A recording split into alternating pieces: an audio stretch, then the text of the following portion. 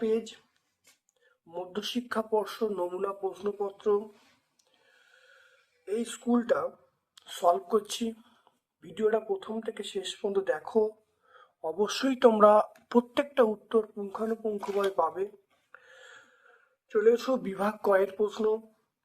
Van Allen বিকিরণ বলয় দেখা যায়, আমরা বলি ম্যাগনেটোস্ফিয়ার। গ্যাসের অণুগুলোর গড় গতিশক্তি পরম তাপমাত্রার সমানুপাতিক। এসটিপিতে 67.2 লিটার অক্সিজেন মানে 3 মোল। দেখেন এসটিপিতে 22.4 লিটার গ্যাস মানে 1 মোল। 67.2 লিটার মানে দেখো 1/22.4 ইন্টু 67.2 করলে দেখো 3 মোল। দেখতে পেলে? কঠিন তরল গ্যাসের প্রসারণ গুণাঙ্ক গামাএস, গামাএল, গামাজি। সঠিক ক্রম কি হবে? দেখো যেরকম আছে সেরকমই ক্রমটা হবে। গামাএস লেস দেন গামাএল লেস দেন গামাজি, অর্থাৎ সবচেয়ে প্রসারণ কম হবে কঠিনের, তারপরে তরল, তারপরে গ্যাস। দেখো সেটাই করা আছে। প্রতিসরাঙ্ক দেখে নাও। প্রতিসরাঙ্ক এবং আলোর তরঙ্গদৈর্ঘ্য সম্পর্কিত সমীকরণ। প্রতিসরাঙ্ক এবং আলোর তরঙ্গদৈর্ঘ্য সম্পর্ক সমীকরণ আমরা জানি মিউ সমান a plus b lambda square. তাহলে মিউ সমান a plus b lambda square. 1.6 চলে 1.6। 10 সেন্টিমিটার ফোকাস দৈর্ঘ্যের উত্তর লেন্স থেকে 20 সেন্টিমিটার দূরত্বে বস্তু রাখলে প্রতিবিম্বের রৈখিক বিবর্ধন কি হবে? দেখো এফ এর মান 10, ইউ এর মান 20, তাহলে 1/v plus 1/u equal to 1/f। তাহলে প্রত্যেকের মান বসিয়ে দিলুম। তাহলে 1/v সমান 1/10 মাইনাস 1/20। তাহলে 1/v সমান 2 মাইনাস 1/20। তাহলে 1/v সমান 1/20। তাহলে ভি এর মান 20। তাহলে প্রতিবিম্ব দূরত্ব পেয়ে গেলাম 20 সেন্টিমিটার। তাহলে বস্তু দূরত্ব দেখো 20 সেন্টিমিটার দেখো দেয়া আছে। তাহলে প্রতিবিম্ব দূরত্ব 20 সেন্টিমিটার বেরোলো, বস্তু দূরত্ব 20 সেন্টিমিটার। রৈখিক বিবর্ধন আমরা বলবো v/u। তাহলে 20/20 মানে 1 উত্তর হবে। দেখো রৈখিক বিবর্ধন আমরা পেয়ে গেলাম 1। কোনটি অঅম্লীয় পরিবাহী? আমরা বলবো জার্মেনিয়াম। জার্মেনিয়াম হলো অঅম্লীয় পরিবাহী। তারপর দেখে নাও কোনো পরিবাহীর মধ্য দিয়ে 2 মিনিটে 12 কুলম আধান প্রবাহিত হলে তড়িৎ প্রবাহ মাত্রা কত হবে? দেখে নাও টি এর মান, দেখো টি এর মান 2 মিনিট, তাহলে 2 ইন্টু 60 মানে 120 সেকেন্ড। কিউ মানে আমরা জানি আধানটা বলা আছে 12 কুলম, তা আমরা জানি আই সমান কিউ বাই টি। তাহলে কিউ এর মান টি এর মান বসিয়ে রাখো 0.1 পেয়ে গেলাম।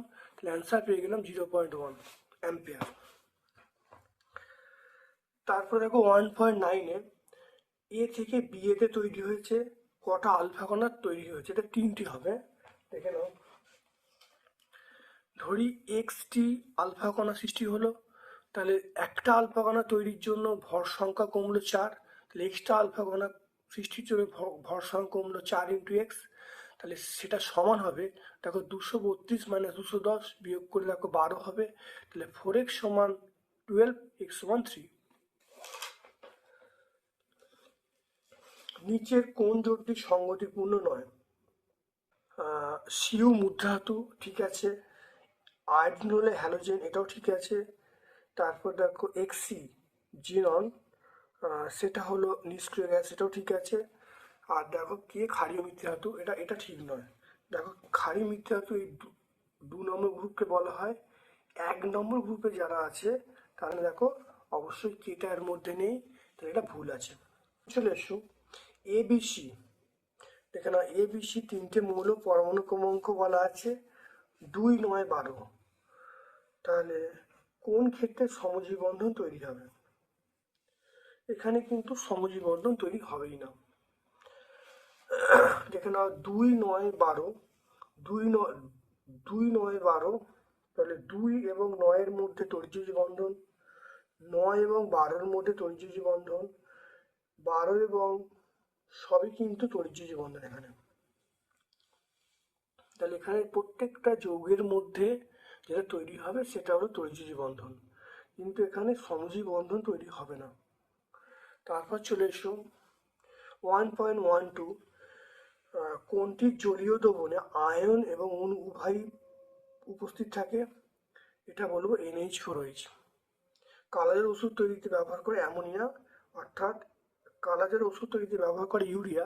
এটা এইরকম সংকেতটা হলো ইউরিয়া, ইউরিয়ার সংকেত হলো CONH2 আমরা এটাও লিখতে পারি, অর্থাৎ NH2CO বা CONH2 এটাও লেখা যায়। দুটোই ঠিক আছে, এটাও হবে এটাও হবে।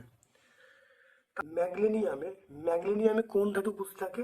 এটা আমরা বলবো অ্যালুমিনিয়াম থাকে। একই সমগণীয় শ্রেণীর মধ্যে পরপর দুটি সমগণের মধ্যে আণবিক ভরের পার্থক্য, এটা 14 হবে। আমরা জানি ওদের মধ্যে গ্যাপ হলো CH2, তাহলে C মানে 12 আর O2 মানে CH2, তাহলে C মানে 12, H মানে 2, তাহলে 14। তাহলে ওদের মধ্যে যে আণবিক ভরের পার্থক্য হলো 14, তাহলে পেয়ে যাবো 14। চলে এসো বিভাগ ক্ষয়ের প্রশ্ন। বায়ুমণ্ডলে কোন স্তরে তাপমাত্রা সবচেয়ে কম? এটা আমরা বলবো মেসোস্ফিয়ার বলবো। তারপরে চলে এসো বায়োগ্যাস প্ল্যান্টে যে ব্যাকটেরিয়া থাকে, যে ব্যাকটেরিয়া মিথেন গ্যাসে পরিণত করে তার নাম হলো মিথানোজেনিক ব্যাকটেরিয়া। বায়োফুয়েল কাকে বলে?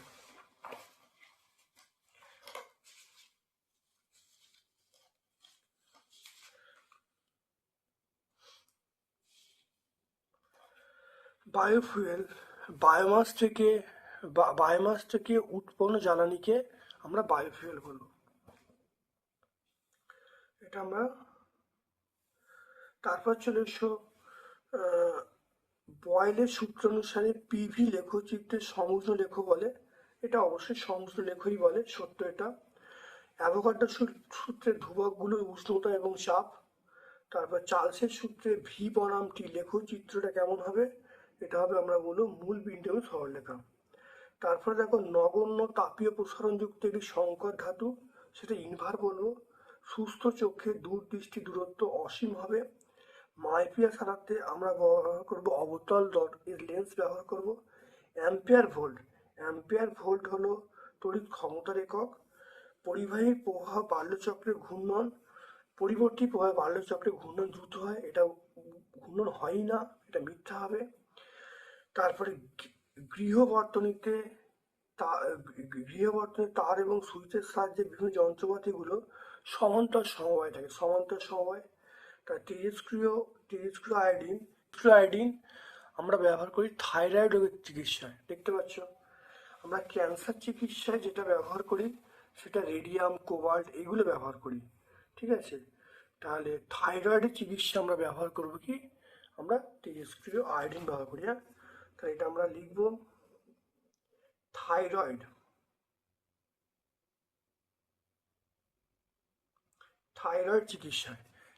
চিকিৎসায় আমরা ব্যবহার করব আয়োডিন।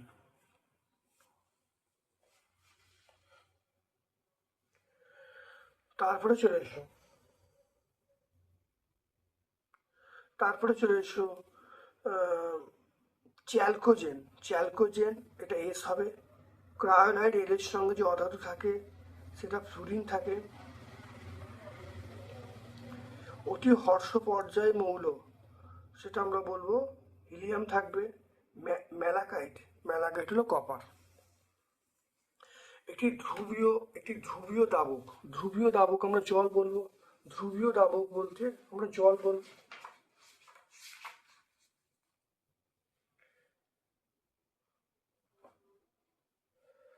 দেখে নাও, ধ্রুবীয় দাবক জল, আর দেখো ধ্রুবীয় দাবক আমরা জল বলবো। তারপর চলে এসো তড়িৎ বিশ্লেষ্য পদার্থের মধ্যে দিয়ে মুক্ত ইলেকট্রন তড়িৎ প্রেরণ করে, এটা আয়ন তড়িৎ প্রেরণ করে, এটা মিথ্যা হবে।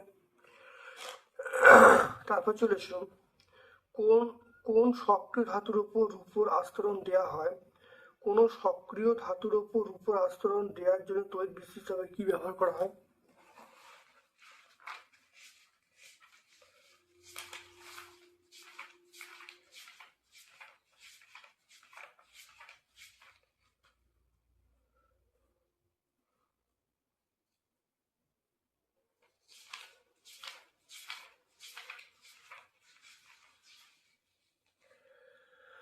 দেখো রূপোর আস্তরণ দেওয়ার জন্য দেখে নাও আমরা ব্যবহার করবো পটাশিয়াম অরোসায়ানাইড। দেখে নাও রূপো সোনার দেওয়ার জন্য পটাশিয়াম অরোসায়ানাইড আর রূপোর দেওয়ার জন্য পটাশিয়াম আর্জেন্টোসায়ানাইড।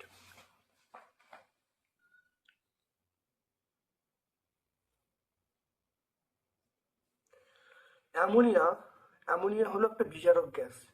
এন2 তৈরি এন2 রাসায়নিক নিষ্ক্রিয়তার কারণ কি? এন2 ক্ষেত্রে দুটি নাইট্রোজেন পরমাণু মধ্যে ত্রিবন্ধন গঠিত হয়, যার ফলে অণুটির বন্ধনক্রম 3 হয় এবং স্থিতিশীল হয়। দেখতে পাচ্ছ? তাহলে আমরা এবং এইটাকে ভাঙতে অর্থাৎ ত্রিবন্ধনকে ভাঙতে প্রচুর শক্তি প্রয়োজন হয়। তারপরে চলে এসো ম্যাগনেসিয়াম নাইট্রাইড। দেখে নাও ম্যাগনেসিয়াম নাইট্রাইড তৈরি হয় কিভাবে? উচ্চ তাপমাত্রায় নাইট্রোজেন ও ম্যাগনেসিয়াম পরস্পর বিক্রিয়া করে ম্যাগনেসিয়াম নাইট্রাইড উৎপন্ন হয়। 3Mg + N2 = Mg3N2। দেখতে পাচ্ছ? এটা 125 পেজে পেয়ে যাবো।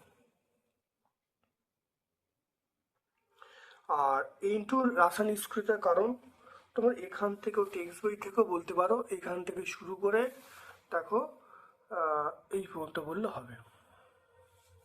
এটাও আমরা 124 পেজে পাবো।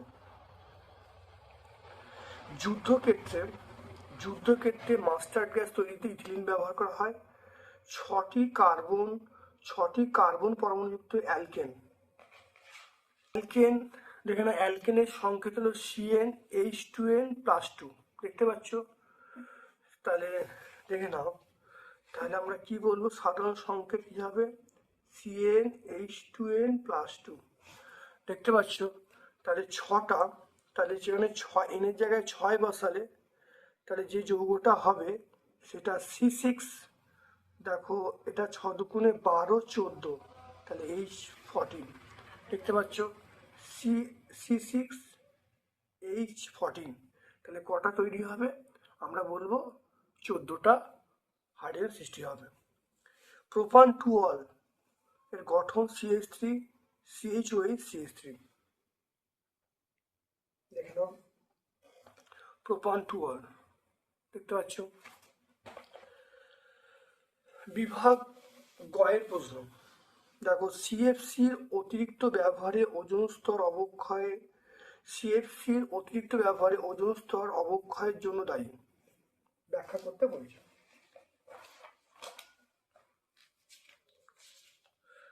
এটা আমরা এইটা বলি 4 নম্বর পয়েন্টটা, এই 5 নম্বর পয়েন্টটা বললেই উত্তর হয়ে যাবে। 5 নম্বর পয়েন্টটা সবটা বলে দেবে। বহু পরিচিত প্রশ্ন প্রত্যেকটা পেজেই আছে।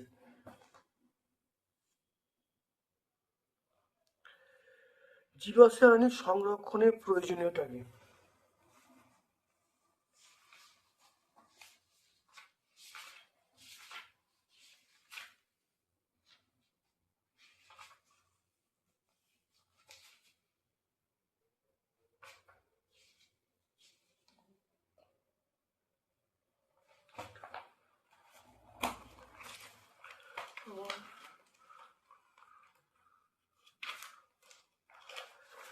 এখানে কতগুলো পয়েন্ট আছে। 1 নম্বর হলো এর ভান্ডার সীমিত। সভ্যতার অগ্রগতির সঙ্গে সঙ্গে জীবাশ্ম জ্বালানির ভান্ডার শেষ হয়ে যাচ্ছে, শক্তি সংকট সৃষ্টি হবে।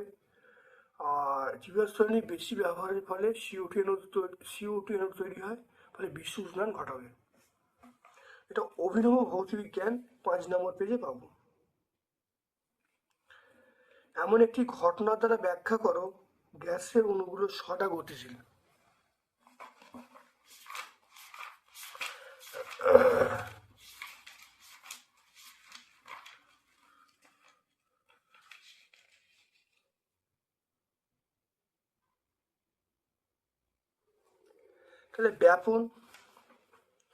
তাহলে ব্যাপনের দেখো, এই ব্যাপনটাই ব্যাখ্যা করে দেবে, অর্থাৎ ব্যাপনের কারণটা লিখলেই হয়ে যাবে। ব্যাপনের কারণটা অভিনব ভৌতবিজ্ঞান 18 নম্বর পেজে পেয়ে যাব। অবতল দর্পণ দ্বারা বিস্তৃত সৎ বিবর্ধিত প্রতিবিম্ব গঠনের চিত্র আঁকতে বলছে। এবং অবস্থান, প্রতিবিম্বের অবস্থান লিখতে বলছে।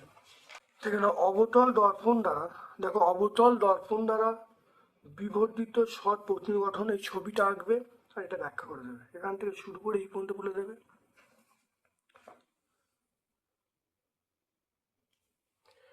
তারপর দেখো মোটর গাড়ির হেডলাইটে অধিবৃত্তাকার দর্পণ ব্যবহার করা হয় কেন? এখানে এখানে আছে, এখানে এখানে দেখো সার্চ লাইট, মোটর গাড়ির হেডলাইট, পার্লিশ করা দর্পণ ব্যবহার করা হয়।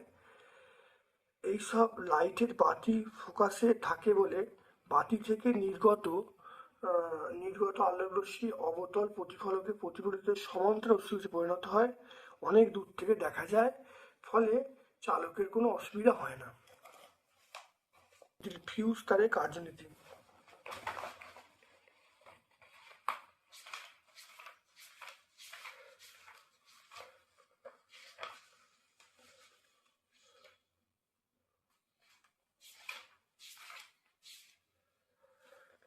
ফিউজ তারের, দেখো ফিউজ তারের কার্যনীতি।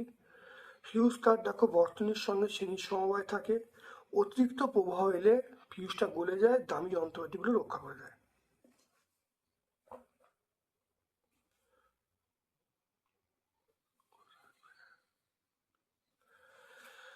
তাহলে অ্যাসিটিলিন অণু লুইস ডট, অ্যাসিটিলিন অণু লুইস ডট দেখে না ভালো করে, এই লুইস ডটটা আনলেই উত্তর হয়ে যাবে।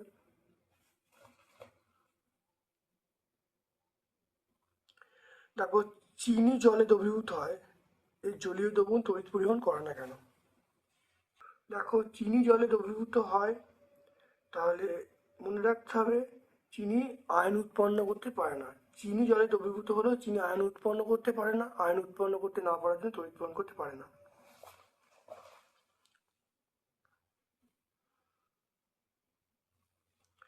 HCl সমযোগ হওয়া সত্ত্বেও তড়িৎ পরিবহন করে কেন? দেখে নাও, তরল বা গ্যাসীয় হাইড্রোজেন সমযোগ হওয়া সত্ত্বেও জলীয় দ্রবণ তড়িৎ বহন করে কেন? HCl গ্যাস বা তরল হাইড্রোজেন ক্লোরাইড সমযোগ এবং সাধারণ অবস্থায় বিয়োজিত H+Cl- আয়ন উৎপন্ন করতে পারে না, তড়িৎ বহন করতে পারে না। কিন্তু HCl গ্যাসকে বা তরল HCl জলে দ্রবীভূত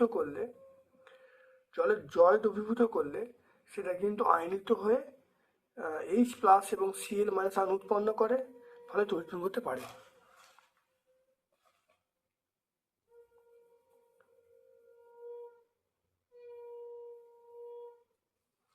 তাহলে জলীয় দ্রবণে বিশ্লিষ্ট H+ এবং Cl- আয়ন উৎপন্ন করতে পারে, তাই তড়িৎ বহন করতে পারে। নেজলার বিকারক কি? পরীক্ষাগারে এই বিকারকের গুরুত্ব।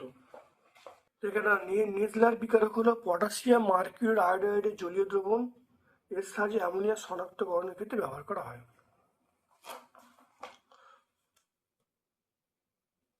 কার্বন বিজারণ পদ্ধতিতে জিঙ্ক ধাতু নিষ্কাশনের সমীকরণ। Zn+C 1400 তাপমাত্রা Zn+CO।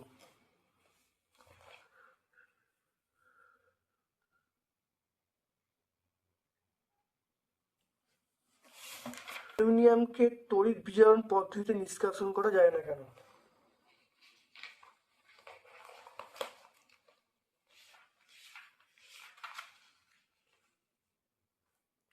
দেখো উচ্চ ধনাত্মক মৌল কার্বন বিজারণ পদ্ধতি নিষ্কাশন করা যায় না।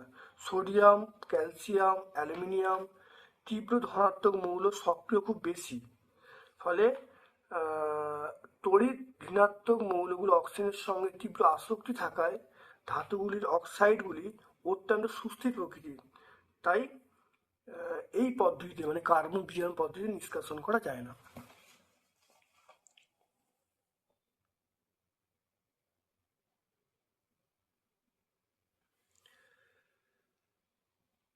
কোনো সিলিন্ডার থেকে এলপিজি লিক হচ্ছে কিনা তা সহজে বোঝা যায় কেন?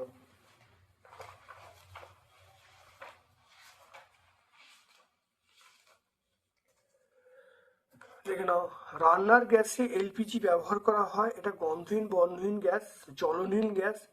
এলপিজি সিলিন্ডারে অল্প পরিমাণে দুর্গন্ধযুক্ত মিথাইল মার্কেপটাইন মেশানো থাকে।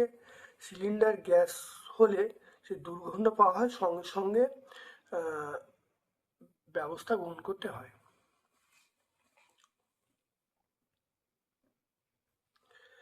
ইথানলের সঙ্গে সোডিয়ামের বিক্রিয়া লিখতে বলছে। ইথানল হলো C2H5OH। দেখো ইথানলের সঙ্গে সোডিয়ামের বিক্রিয়া, দেখো সোডিয়াম ইথক্সাইড এবং হাইড্রোজেন উৎপন্ন হয়।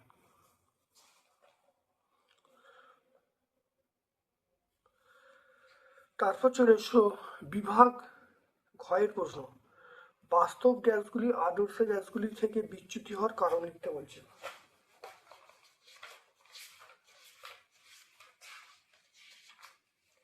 দুটো পয়েন্ট আছে, এই দুটো পয়েন্ট লিখবে। একটা পয়েন্ট হলো গ্যাসের অণুগুলো উপেক্ষা করা হয়েছে কিন্তু অণুগুলো একটা নিজস্ব আয়তন আছে। নাম্বার 2 হলো অণুগুলোর মধ্যে আকর্ষণ বিকর্ষণ বল ধরা হয়নি কিন্তু অণুগুলোর মধ্যে অবশ্যই আকর্ষণ বল কাজ করছে। এই দুটো পয়েন্ট আমরা উল্লেখ করব।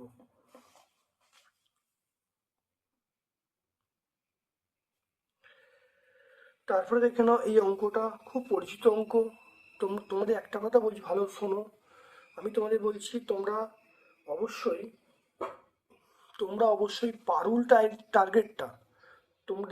টার্গেটের সমস্ত পেজ আপলোড করা আছে। পারুল টার্গেটের সমস্ত পেজগুলো দেখবে এই টেস্ট পেপারটা সলভ হয়ে যাচ্ছে। দেখবে পারুল টার্গেটে এইটা আমরা অবশ্যই করিয়েছি, তোমরা দেখে নেবে। সলভ করা অঙ্ক, বহুবার প্র্যাকটিস করানো অঙ্ক, ভালো করে দেখে নেবে।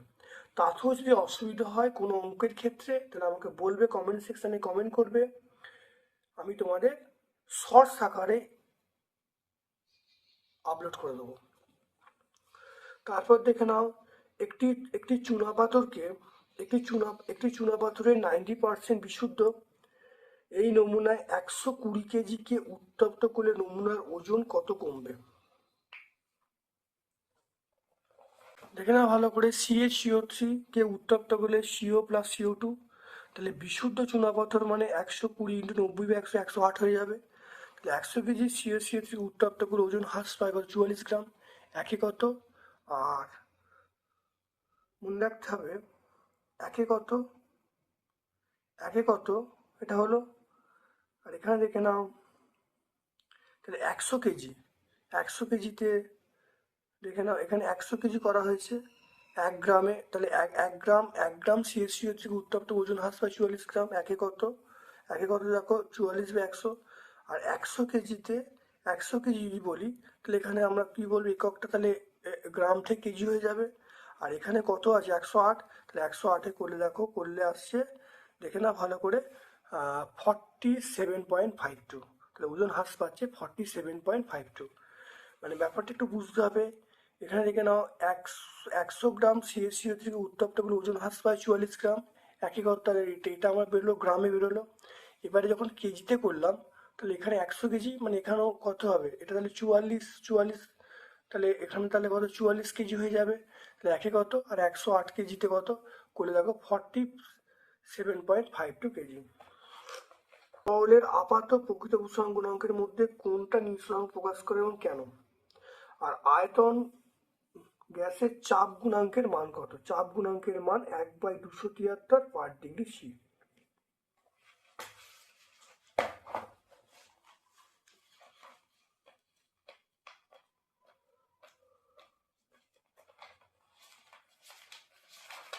এখান থেকে শুরু করে এই পর্যন্ত বলি উত্তরটা হয়ে যাবে। A29 অভিনব ভৌতবিজ্ঞান 29 পেজে পেয়ে যাবে। দেখো অগ্নিসংকেত যন্ত্রে দ্বিধাপদ ব্যবহার করা হয় কেন? তাপ পরিবাহীর মাত্রা লিখতে বলছি।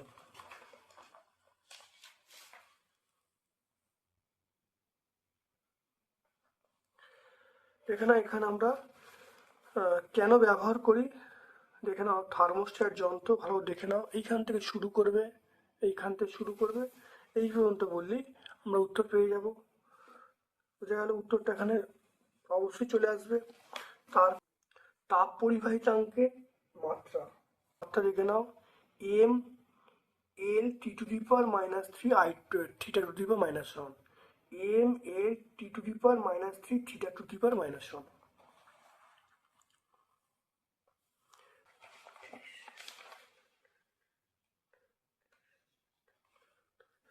mL/-3 এইটা হলো অভিনব ভৌত বিজ্ঞান 27 পেজে, আর এটা হলো অভিনব ভৌত বিজ্ঞান 31 পেজে। তারপর দেখে নাও 4.4-এ একটি আলো বায়ু থেকে অপর একটি মাধ্যমে আপাতিত হলো, মাধ্যমটির প্রতিসরাঙ্ক 1.5 বলা আছে, তরঙ্গ দৈর্ঘ্য বলা আছে 4000 অ্যাংস্ট্রম। তাহলে বায়ুর মাধ্যমে তরঙ্গ দৈর্ঘ্য কত এবং বায়ুতে এবং মাধ্যমে আলোর বেগ কত, দেখে নাও ভালো করে। খুব পরিচিত অঙ্ক।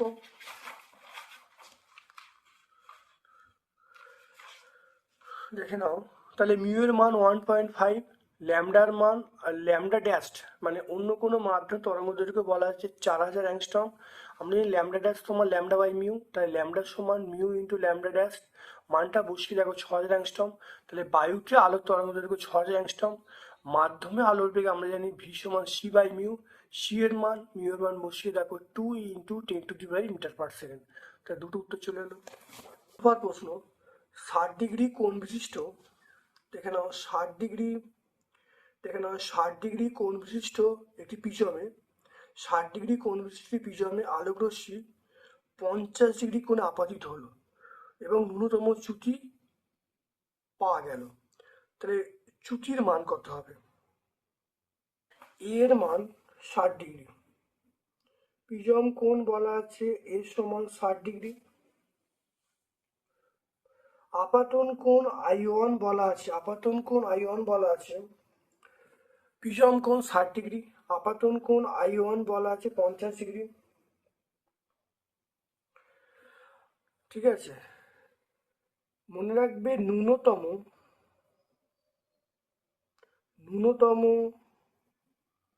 চ্যুতি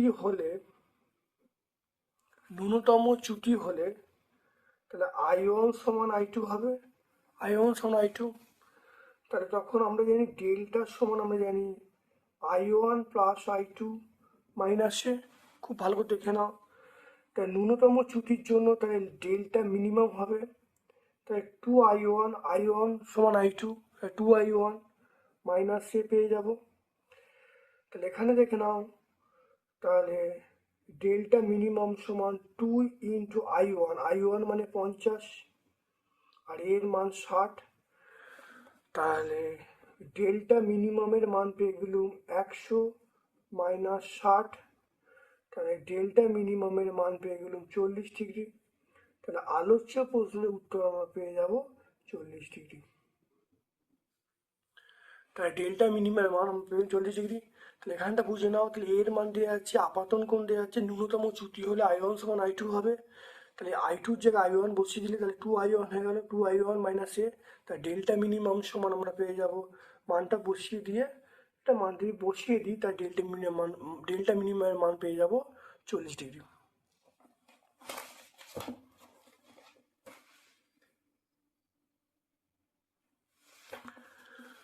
পরেরটা চলে এসো, খুব ভালো করে দেখে নাও।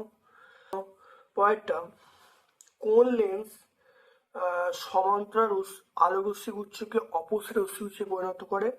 এটা আমরা বলবো অবতল লেন্স। হ্যাঁ, আমরা অবতল লেন্স বলবো। সাদা আলো বিচ্ছুরণের পাখির উদাহরণ আমরা বলবো রংধনু বলবো। আলোর বিক্ষেপণ সংক্রান্ত র্যালির সূত্র, এখানে আমরা এইটা বলবো, এই বৈজ্ঞানিক থেকে শুরু করে এই পর্যন্ত বলবো র্যালির সূত্র।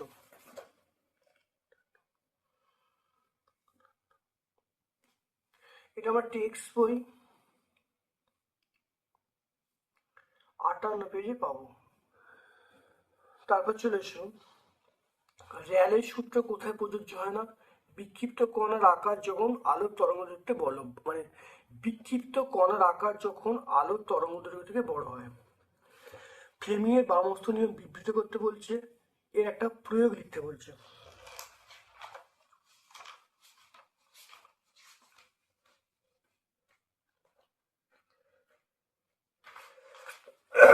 দেখে নাও ফ্লেমিংয়ের বামস্থ নিয়ম, পেয়ে যাবো। এর তৈরি হয়েছে বা যন্ত্রের নাম হলো বার্লো চক্র।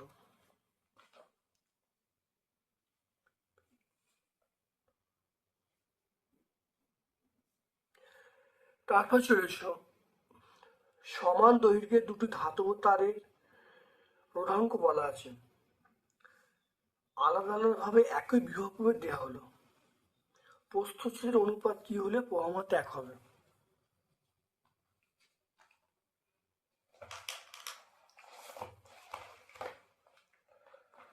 ঠিক আছে, প্রথম তারে আমরা জানি রো সমান এল বাই এ। প্রথম তারের ক্ষেত্রে রো R1 সমান rho one l by a one. দ্বিতীয় তারের ক্ষেত্রে আমরা বলবো সেটা হলো R2 সমান rho two l by a two. এটা আমরা পেয়ে গেলাম। এরপরে এটা ভালো করে দেখে নাও, তাহলে দুটোকে বাই করা হলো, তাহলে R1/R2 সমান আমরা বলবো rho one by rho two into a two by a one. দেখো প্রত্যেকটা মান বসিলাম। এবার এটা একটা জিনিস মনে রাখতে হবে যে রোধটাও সমান, কারণ বিভব প্রভেদ এক আর প্রবাহমাত্রা এক। বিভব প্রভেদ একই এবং প্রবাহমাত্রা একই হওয়ার জন্য রোধটা একই হয়ে গেল, তাহলে R1/R1 হয়ে গেল। তাহলে এটা এ টু বাই এ ওয়ান পেয়ে গেলাম। তাহলে এখানে দেখে নাও তাহলে এখানে দেখো ওয়ান, এটা কেটে গেলে ওয়ান চলে আসবে, one into half a two by a one. তাহলে a one by a two সমান হাফ পেয়ে গেলাম। তাহলে A1:2 মানে 1:2। এটা আমরা ইয়ারের প্রশ্নে পড়েছি, দেখবে তোমরা ইয়ার মাধ্যমিক, এটা আমরা মাধ্যমিক 2020 যে সালের যে প্র্যাকটিস সেট করেছি, মানে মাধ্যমিক 2020 সালের যে ইয়ারের প্রশ্ন সলভ করেছি তার মধ্যে এটা আছে।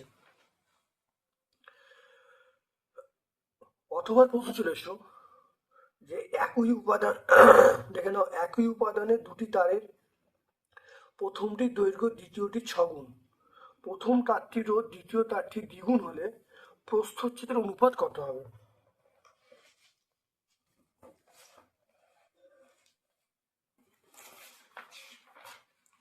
দেখে নাও, প্রথম তারের দেখো দৈর্ঘ্য L1, প্রস্থচ্ছেদের ক্ষেত্রফল A1, রোধ R1। দ্বিতীয় তারের দৈর্ঘ্য L2, প্রস্থচ্ছেদের ক্ষেত্রফল A2, রোধ হলো R2। তাহলে আমরা বলবো R1 সমান রো L1 বাই A1, তো R2 সমান রো L2 বাই A2। তাহলে R1 বাই R2 পেয়ে গেলাম। তাহলে একই উপাদান মানে রোটা রোই রাখা হলো।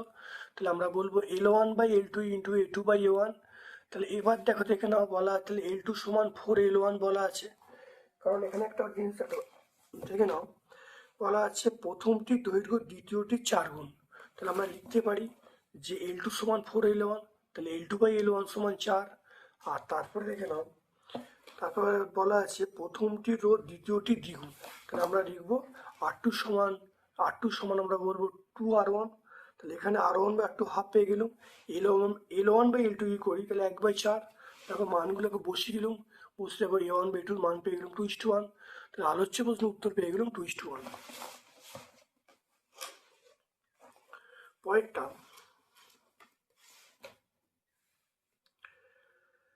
দেখো 4.8 চলেছো।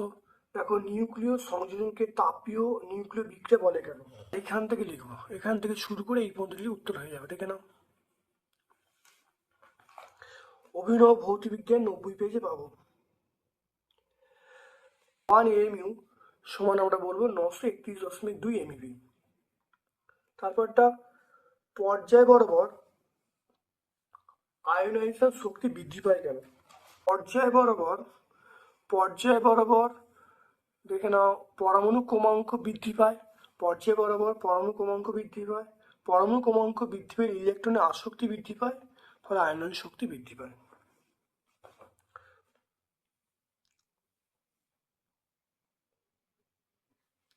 তারপর দেখো 17 নম্বর শ্রেণীর মৌলগুলিকে জারণ ক্রম দেখে নাও, একটা এইটা হবে, অর্থাৎ দেখে নাও আমরা এইটাই বলবো, অর্থাৎ এইটা জারণ ক্রম। দেখো FClBrI দেখতে পাচ্ছ, পেয়ে যাবো। তারপর দেখো 16 নম্বর শ্রেণীর 3টি মৌল আছে, এটা হলো পারমাণবিক ব্যাসার্ধ, নিম্নক্রমে তড়িৎ ঋণাত্মকতা, আয়নন শক্তি। এগুলো আমরা হয়েছে, বহু পরিচিত প্রশ্ন, তোমরা পেজগুলো দেখলে অবশ্যই পেয়ে যাবে। পারমাণবিক ব্যাসার্ধের নিম্নক্রম মানে প্রথমে এসি, তারপরে এস, তারপরে ও। তারপর তড়িৎ ঋণাত্মকতার ঊর্ধ্বক্রম মানে আমরা এসি বলবো, এস বলবো, ও বলবো। আয়নন শক্তি নিম্নক্রম মানে ও বলবো, এস বলবো, এসি বলবো।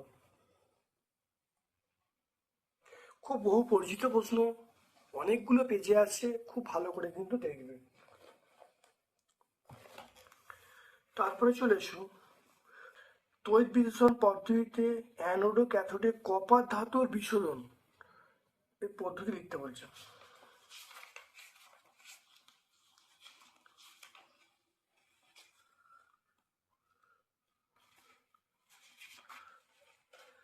দেখে নাও, খুব ভালো করে দেখে নাও, অ্যানোডেও ক্যাথোডে, দেখো ক্যাথোড অ্যানোডের বিক্রিয়া আমরা পেয়ে যাব।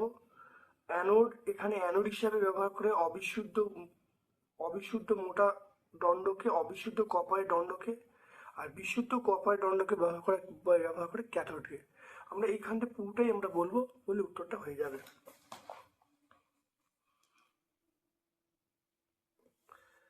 অসওয়াল পদ্ধতিতে নাইট্রিক অ্যাসিড প্রস্তুতির ধাপ এবং শর্ত। অসওয়াল পদ্ধতিতে নাইট্রিক অ্যাসিড প্রস্তুতির ধাপগুলির শর্ত এবং সমীকরণ লিখতে বলছে। দেখুন, অসওয়াল পদ্ধতির যে বিভিন্ন স্টেপ আছে, এক নাম্বার, 2 নাম্বার, 3 নাম্বার, 3টে স্টেপ আমরা লিখে দেবো।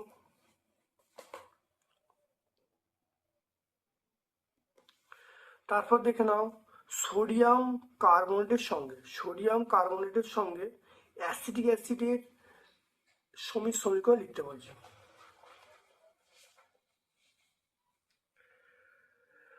দেখো না, অ্যাসিটিক অ্যাসিড দেখতে পাচ্ছ, দেখো অ্যাসিটিক অ্যাসিড, দেখো সোডিয়াম বাইকার্বনেট দেখতে পাচ্ছ, তাহলে সোডিয়াম বাইকার্বনেটের সঙ্গে অ্যাসিটিক অ্যাসিড বিক্রিয়ায় কি উৎপন্ন হবে? সোডিয়াম অ্যাসিটেট এবং জল উৎপন্ন, তার সঙ্গে কার্বন ডাইঅক্সাইড উৎপন্ন হবে, দেখতে পাচ্ছ। তাহলে এটা হবে সোডিয়াম বাইকার্বনেট। এটা আমরা কি বলবো? সোডিয়াম একটা বাই যোগ করে দেবো, সোডিয়াম বাইকার্বনেটের সঙ্গে বিক্রিয়া। গাম্বুট তৈরিতে কোন পলিমার ব্যবহার করা হয়? আমরা পিভিসি বলবো, পিভিসি। কিভাবে প্রমাণ করবে অ্যাসিটিলিন একটি অসম্পৃক্ত হাইড্রোকার্বন? দেখে নাও, আমরা এই বিক্রিয়াটা বলবো। অর্থাৎ ব্রোমিন জলের মধ্য দিয়ে অ্যাসিটিলিন গ্যাস ফাটালে তাহলে সেটা হলো লাল বর্ণের ব্রোমিন জলটা বর্ণহীন হয়ে যাবে এবং যে যৌগটা উৎপন্ন হবে 1,2-ডাইবোইথেন উৎপন্ন হবে। এই বিক্রিয়াটা বলে দেবে। আর এই নীল, এই লাল থেকে, এখান থেকে শুরু করবে, এই পর্যন্ত বলে উত্তরটা পুরোটা হয়ে যাবে। তারপর দেখো, একটি জৈব বিশ্লেষ্য পলিমার আমরা সেলুলোজ বলবো। জৈব বিশ্লেষ্য পলিমার আমরা সেলুলোজ বলতে পারি, স্টার্চ বলতে পারি, প্রোটিন বলতে পারি, সেলুলোজ বলতে পারি, সেলুলোজ, স্টার্চ, প্রোটিন, এগুলো সব এর মধ্যে পড়বে। তাহলে আজকে আমরা এই স্কুলটা সম্পূর্ণ সলভ করলাম। ভিডিওটা নিশ্চয়ই প্রথম থেকে শেষ পর্যন্ত দেখেছো। আমার পক্ষ থেকে সকলকে ধন্যবাদ এবং শুভ কামনা জানাচ্ছি।